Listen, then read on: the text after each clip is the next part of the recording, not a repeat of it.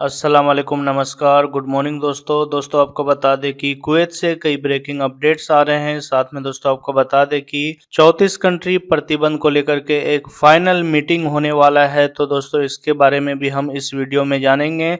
उनके अलावा दोस्तों आपको बता दें कि कुवैत से और भी कई अपडेट्स है। तो दोस्तों बने रहिए हमारे साथ, इस वीडियो में देख लेते हैं कुवैत से आज की ताज़ा अपडेट, ताज़ा खबर क्या है। दोस्तों आपको बता दें कि जो आज का पहला अपडेट है 34 कंट्री प्रतिबंध को लेकर के है। बताया गया दोस्तों कि 34 कंट्री प्रतिबंध को लेकर के अगला सप्ताह एक फाइनल यानी कि लास्ट मीटिंग रखा गया है, जिसके साथ इस मीटिंग में कुवैत एयरवेज का कंपनी का मालिक, उसके साथ आपको बता दें कि जो यहाँ का हेल्थ मंत्रालय है वो, और जो DGCA यानी कि उड्डयन मंत्रालय, नागरिक उड्डयन मंत्रालय, जजीरा एयरवेज, तो आपको बता दें दोस्तों कि इन सब के साथ में एक फाइनल मीटिंग रखा गया है।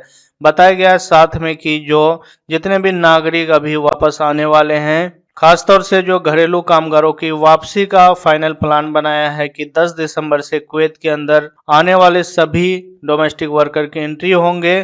तो इसको लेकर के जो 600 से 700 KD का बीच पैसे यानी कि उनका खर्चा रखा गया था, इसके ऊपर भी अभी फाइनल मीटिंग होना है कि जो ये पैकेज बताया गया 600 KD से 700 KD तक, इसके ऊपर क्या होता है, इतना ही रहता है या इसको कम ज़्यादा करता है। तो इसीलिए दोस्तों आपको बता दें अगले हफ्ते जो मीटिंग होगा इसमें फाइनल हो जाएगा।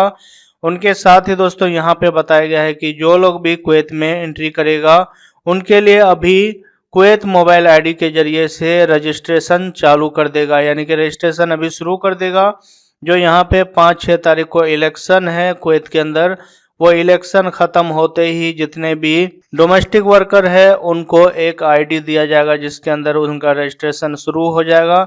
बताया गया है कि कुवैत मोबाइल आईडी एप्लीकेशन के साथ एकीकृत माध्यम से मंत्रालय की वेबसाइट पर पंजीकरण और आवेदन की पहचान करना होगा, यानी कि आपको इस आईडी पे अपना सब कुछ डिटेल डालना होगा, आपका पासपोर्ट नंबर, सिविल आईडी, आप कुवैत से कब गए थे, यह सब डिटेल डालना होगा दोस्तों। उसके बाद आपका यहाँ से वीजा इशू होगा, और जिनका वीजा अभी खत्म नहीं हुआ है यानी कि वैलिड है, उनको भी रजिस्ट्रेशन करना होगा इस वेबसाइट पे आके। तो दोस्तों ये बड़ी खबर है 34 कंट्री प्रतिबंध को लेकर के। दोस्तों कुवैत से जो अगली खबर आपको बता दें कि कुवैत हेल्थ मंत्रालय ने 50,000 वैक्सीन को प्राप्त किया है। बताया जाता है कि ये फ्लू वैक्सीन प्राप्त हुआ है। इस वैक्सीन का काम होगा कि ये सर्दियों में कोरोना वायरस को ज्यादा बढ़ाने में कमी करेगी और कोरोना वायरस से बचाएगा लोगों को। और इनका जो ट्रायल है, बताया जाता है कि स्वास्थ्य सूत्रों ने जानकारी दी कि 50 वर्ष और उससे अधिक उम्र के सभी लोगों के ऊपर ट्रायल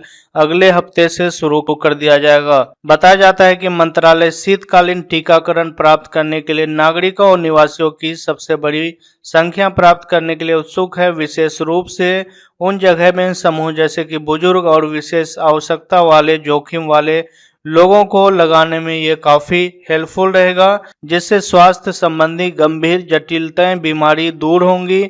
और इस घटना में इन्फ्लुएंजा और फुफ्सी यानी कि कई तरह का इन्फेक्शन से ये टीका लोगों को बचाएगा।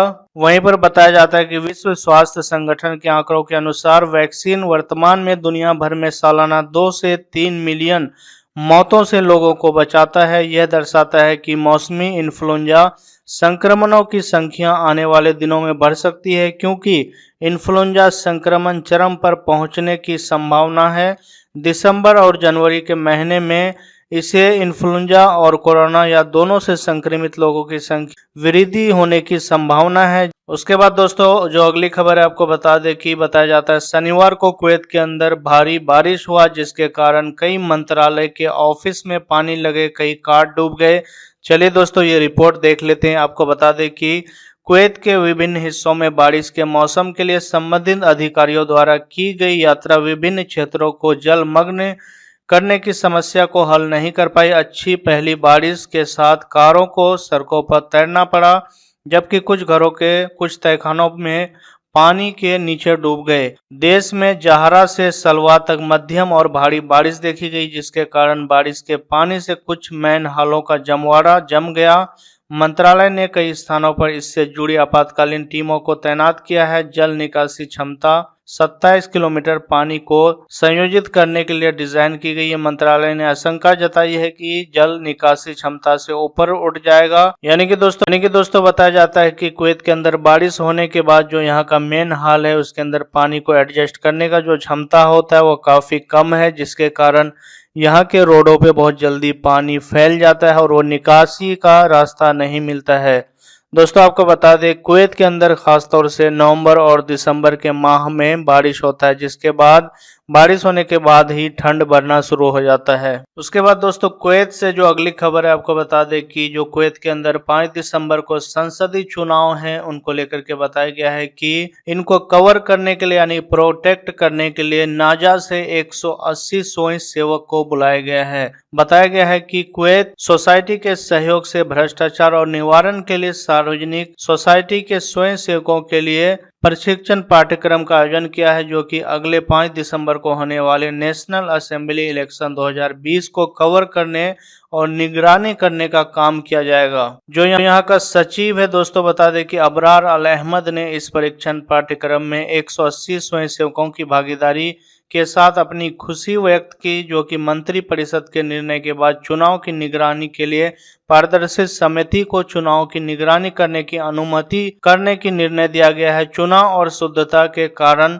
बताया जाता है कि चुनाव में नाजा की भूमिका के बारे में अल अहमद ने कहा है कि कार्यों को सुविधाजनक बनाने प्रक्रिया में प्राधिकरण की भूमिका, जो कि ट्रांसपेरेंसी सोसाइटी के सहयोग से कुवैत का दौरा करेंगे, चाहे वह देश की यात्रा सुगम हो या सुविधा उनके आंदोलन, यह इंगित करते हुए निगरानी प्रक्रिया में समिति हाल में प्रवेश करने की अनुमति देकर एक प्रकार की पारदर्शिता होगी और एक रिपोर्ट तैयार करेगी जो नाजा समीक्षा की टीम करेगी। यानी कि दोस्तों आपको बता दें, नाजा से 180 टीम आएंगे जो कि यहाँ पे 5 दिसंबर का इलेक्शन होगा, उनके ऊपर निगरानी करेंगे। दोस्तों जो अगली खबर है आपको बता दें कि जो लोग भी ओमान मस्कत से वापस भारत आना चाहता है उनके लिए ये काम की खबर है।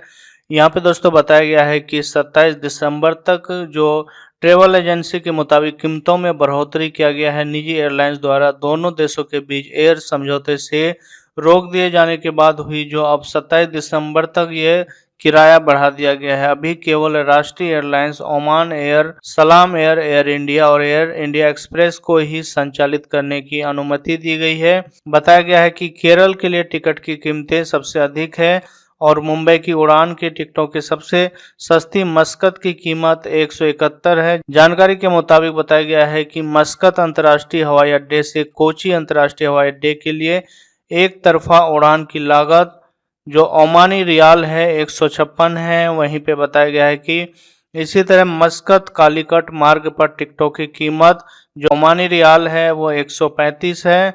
मुंबई की उड़ान की टिकटों की सबसे सस्ती मस्कत की कीमत जो है 171।